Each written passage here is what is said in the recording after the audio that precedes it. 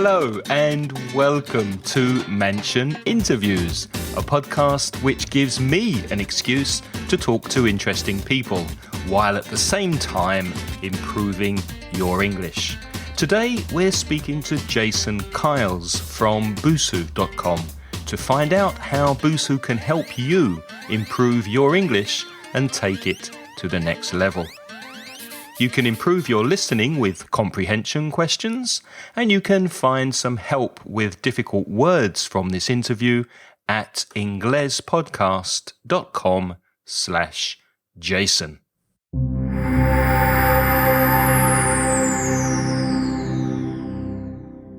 Today on Mansion Interviews, we're speaking to Jason Keiles, Chief Operating Officer at Busuucom, the largest social network for language learning in the world. Welcome, Jason, and thank you very much for being here today. Thanks very much, Craig. It's great to join you. Is that still true? Busuu's the largest social network online? We are. So, it's definitely a competitive space. And we have a number of operators out there who certainly offer similar products to what we do. But we've been growing over the course of 7 years. And over that period of time, we've registered 50 million users in over 200 markets. And right. One of the distinguishing features about our product versus sort of competitors, if you will, is the social feature, sort of is the community aspect to it, whereby any one of our users could actually interact with native speakers or anyone else who's also on the platform studying one of the 12 languages that we offer. And it's growing at an incredible rate, isn't it? I saw somewhere, is it 40,000 new subscribers per day or something similar? Up to 40,000 new subscribers per day. And in fact, we've even... That's amazing. We've even achieved, in some cases, up to 100,000 a day. And as you can probably guess, many of those are actually coming from China. Uh-huh. So on average, we're probably, acquiring between 25 to 35,000 a day. But on occasions, again, go up to 40 and even, as I mentioned, 100,000 plus. That's very impressive. There's obviously something very special there for the numbers to be so high. We're very interested in finding ways, obviously, for our Spanish listeners to improve their English online. So if you go to Busuucom, that's, by the way, Busuu.com. So you sign up with an email address and a password, and then what happens? Could you talk us through the process for someone who's new to the site? Yeah, of course. So you can register either with an email address, as you say, or by using Facebook login or Google+. And then once you're in, essentially you can do one of two things. You can either jump in and start learning a language. So again, you can choose up to one of 12 languages to learn, or you can set up your profile. And by setting up your profile, what it does is it gives others on the platform a little bit more visibility and understanding about you, who you are. So when you do interact, if you choose to take advantage of the social features and community features we have within the product, others within the platform get to know you a little bit better. So the more you... Sorry to stop you. Could you speak a bit about what the community and social features are? I mean, are they talking on Skype? Is there interaction, verbal interaction or written interaction between the community? So great question. There's actually both. So we have a product called Busuu Talk. That's sort of an integrated video chat platform where our users can actually video chat with native speakers. So for someone like maybe one of our users in Spain, if they are studying English, they can chat with a UK native or a US native in English, practice their English. And similarly, those in the US or UK, among other countries, obviously, who might be practicing Spanish, could then be practicing their Spanish with our Spanish user. So there's the opportunity of either sort of a one-way, I guess, learning, if you will, where the Spanish user could just actually speak entirely in English with an English native, or if they wanted to give something back, it could be a two-way sort of learning where then the English native speaker could actually then practice his or her Spanish with the Spanish user as well.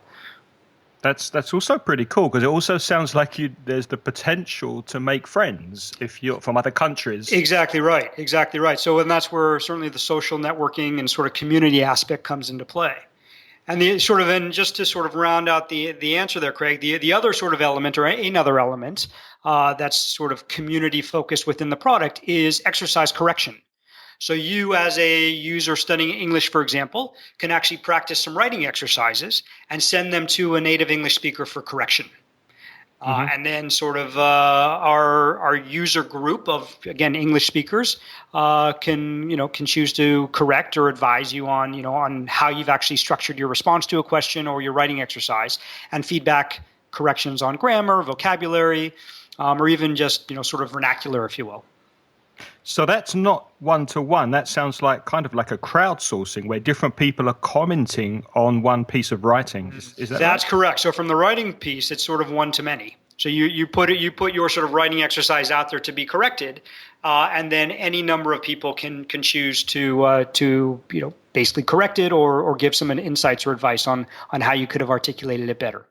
Got it. So, but usually these people wouldn't be qualified teachers, right? They'd be native speakers of the language that are doing a language exchange. Yeah, idea. In an informal sense. So again, they're just other users. So there are other users of our platform who are learning a language themselves, and it could be, again, any one of the languages that we offer.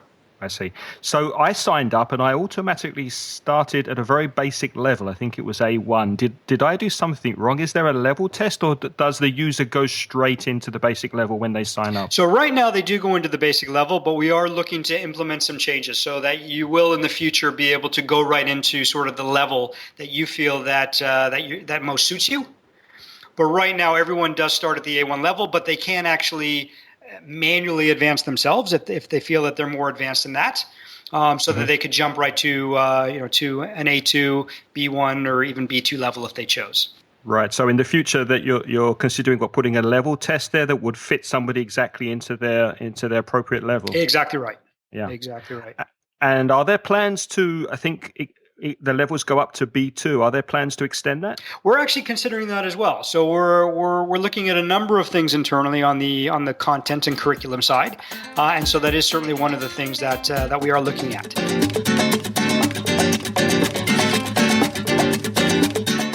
Jason, could you talk a little about the premium service? Because I signed up and I wasn't charged for. I started studying straight away, and I was very happy with the software and the method. And then there's a premium service, so there's a monthly charge. What would be the difference between paying a monthly charge and using the free service? So as you mentioned, Craig, so it is a freemium product. So meaning anyone can actually register, log in, and have access to some of our learning content for free. For example, vocabulary is always free. So regardless of which language you choose, you will have access to our complete vocabulary suite. But premium users get a little bit more in-depth information of a language. So they'll get grammar units. They'll also have the ability to take quizzes. So they'll get review units as well. And so tests they can conduct to check their learning progress. So essentially, we offer, a pretty extensive product just to our free users. But by becoming premium, you basically unlock a number of additional features, which enable you to practice more thoroughly and actually move forward, I'd say, a little bit more quickly. Right. So it seems that the monthly charge goes down with time. In other words, the longer you sign up, the cheaper it is. And I think if you sign up for, I think it was 12 months, it goes right down to €5, which is a pretty good deal. That's like a pint of beer in London now, isn't it? Yeah, well, exactly right. And just to be clear, it's €5 per month, right? So we do sort of amortize our costs on a monthly basis. So if you sign up for 1 month, the monthly cost would be a little bit higher than it would, as you say, if you committed to a 12-month subscription.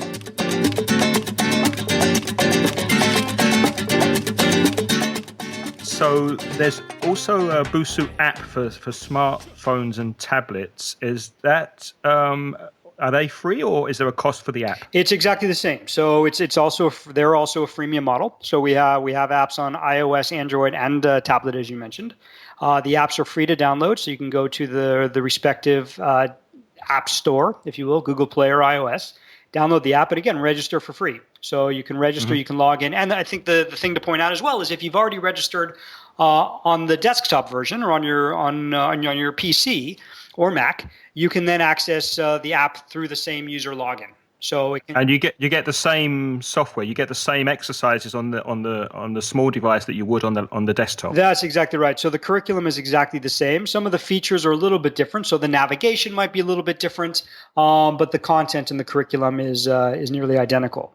That's huge. That's a game changer for anyone wanting to study in a free 5 or 10 minutes when they're on the train, on the bus, in a queue. They could take out their phone and continue studying. That's fantastic. Exactly, and that's and to be quite honest, Craig, that's where we see tremendous growth in terms of our user acquisition is on mobile. So we see a large uptake with our new users actually downloading the app, either in addition to registering online or instead of. So for the most part, I think, I know a good portion of our new users, as I mentioned, are actually accessing the product through app. And I was very excited to see on the iPad app, there's one for kids to learn Spanish, going from 7-year-olds, I think, which is great because we don't have any material on our website for kids. So I'll definitely be pushing our parents of kids to look at the app on the iPad. That's great. No, we'd appreciate that. So yeah, the kids app, the kids product has been very successful for us, and we're actually looking to create and implement new content targeted towards kids as well. So stay tuned for more coming on that very soon. I will definitely. One more thing before we move off the services is. I noticed there's a partnership with, you have partnerships with well-known publishers, book publishers such as Pearson and Collins. What exactly are you guys doing together? Are you integrating their courses into Busu's material? Could you speak a little about that? Yeah, so for Pearson, we have an exclusive relationship with them for something called the GSET or GSE test, which is, a test that they publish, which basically enables anyone studying English, so English who is not their first language, to basically test their fluency level. So to some extent, it's equivalent to the TOEFL, but it's published by Pearson. So those who complete the test and actually satisfy the criteria and achieve a certain score receive a certificate, so that they can then show that they've achieved a certain level of fluency with English, and they can actually take that test through Busuu. So as part of a 12 or 24-month subscription with Busuu, you'd have access to one GSET test. And then otherwise, the test can be purchased ad hoc, so on its own. So it gives the student an idea of their level, which how would they use that? Would they then present that to a prospective employer or university for study? Exactly right. So that's exactly what they do with it. So again, it shows it's sort of a standardized English language test that with the certificate demonstrates they've reached a certain level of fluency. So that sounds like the common European framework for languages that we have over here in Europe, but on a global scale. Exactly right. And so Pearson is doing a lot to promote that right now and really build the profile and distribute that test more widely. But right now, as we say, sort of for a language learning platform like ourselves, we are their exclusive partner.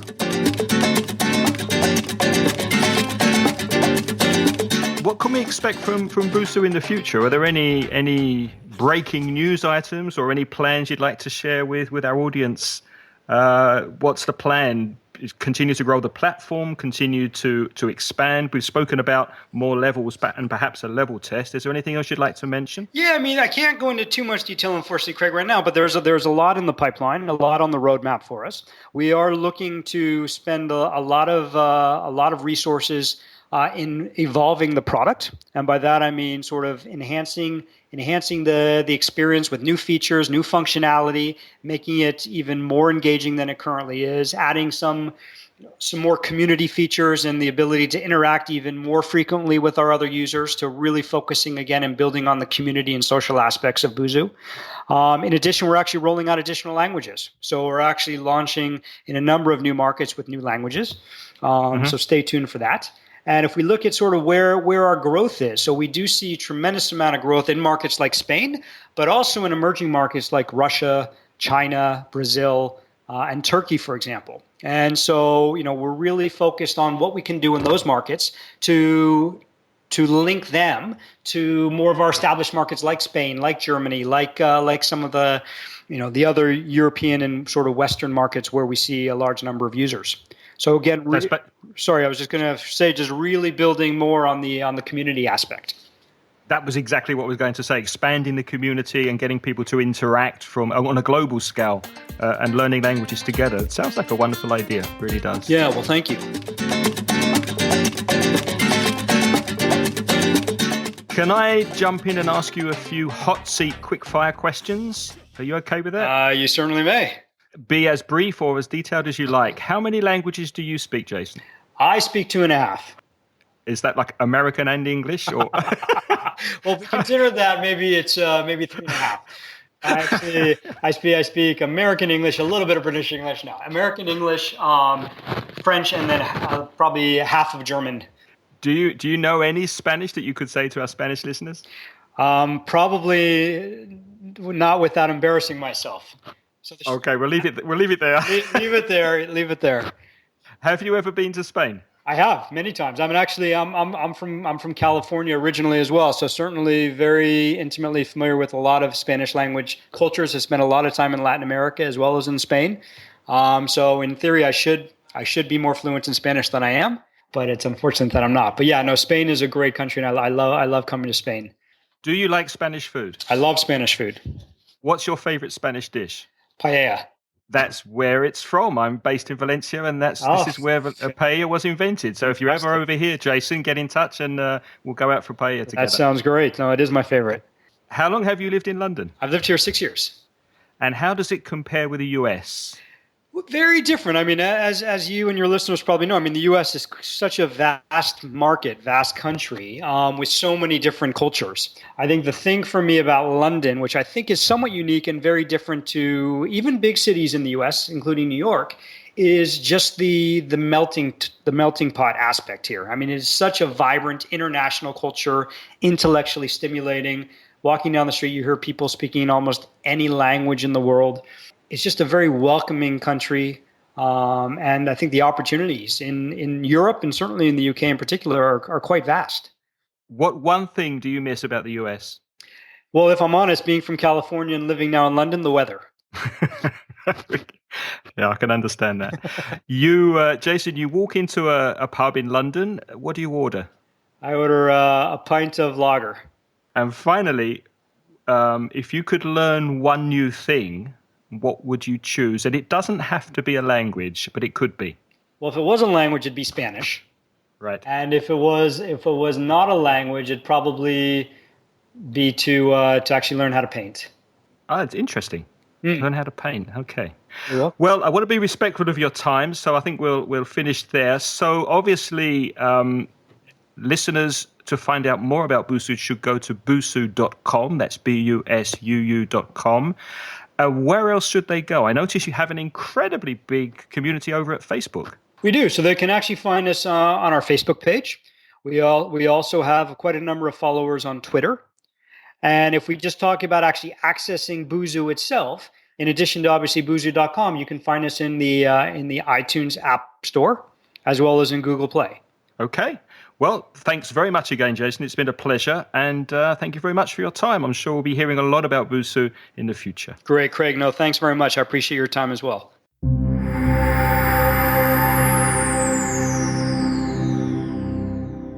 Thank you very much, Jason, for spending time with us. And as Jason said, you can check out Busuu's website at Busuu, that's BUSUU.com. And thank you to you very much for listening to this Mansion interview. You can find more podcasts to improve your English at inglespodcast.com. And you can study English free at mansioningles.com. If you enjoyed this podcast, please go to iTunes and show us some iTunes love with some stars and maybe a short review, so that we become more visible in iTunes and more people can find our podcasts.